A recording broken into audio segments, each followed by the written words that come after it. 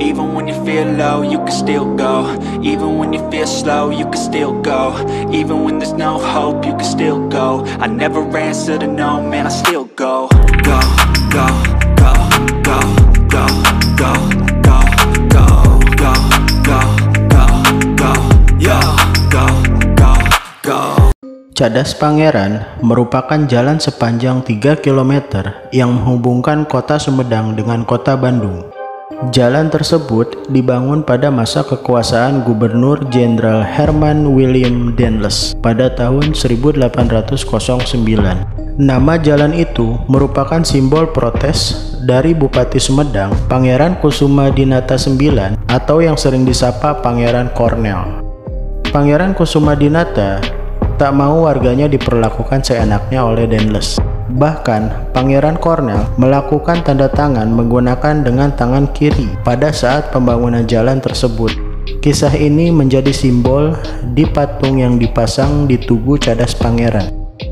Cadas sendiri bagi sejumlah kalangan diartikan sebagai area yang berbukit, seperti area Cadas itu sendiri. Meski begitu, ada pula yang menerjemahkan sebagai sifat yang keras dari Pangeran Cornel karena warganya bekerja rodi untuk membangun jalan itu.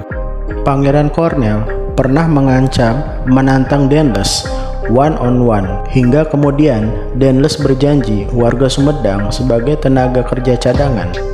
Namun janji tersebut diingkari hingga kemudian menimbulkan peperangan. Terhitung 5.000 pekerja paksa atau pekerja rodi tewas dalam pembangunan jalan tersebut dikarenakan kesemena-menaan pemerintah kolonial Belanda terhadap pekerja pribumi. Dan hal ini membuat berang Pangeran Sumedang atau Pangeran Cornel. Terjadilah pertempuran dahsyat antara kerajaan Sumedang melawan tentara Belanda. Dikisahkan peperangan tersebut memakan banyak korban dan kerajaan Sumedang mengalami kekalahan dikarenakan perbedaan senjata yang saat itu kolonial Belanda sudah memakai senjata jenis mesiu. Dendles sangat ambisius dalam menyelesaikan jalan tersebut. Karena hal itu bagian dari proyek jalan raya pos sepanjang 1000 km dari Anyer hingga Panarukan. Progres pembangunan jalan Cadas Pangeran dalam masa kepemimpinan Pangeran Cornel. Pembangunan jalan tersebut berakhir pada 12 Maret 1812.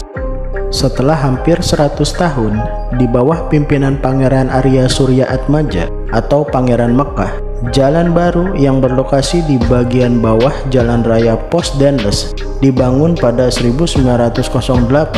Kondisi jalan itu berupa tanjakan dan belokan yang cukup banyak. Jalan itu kemudian dikenal dengan Jalan Cadas Pangeran Bawah. Tahun 1990-an, Jalan Cadas Pangeran Bawah tak lagi mampu menampung kendaraan yang semakin ramai.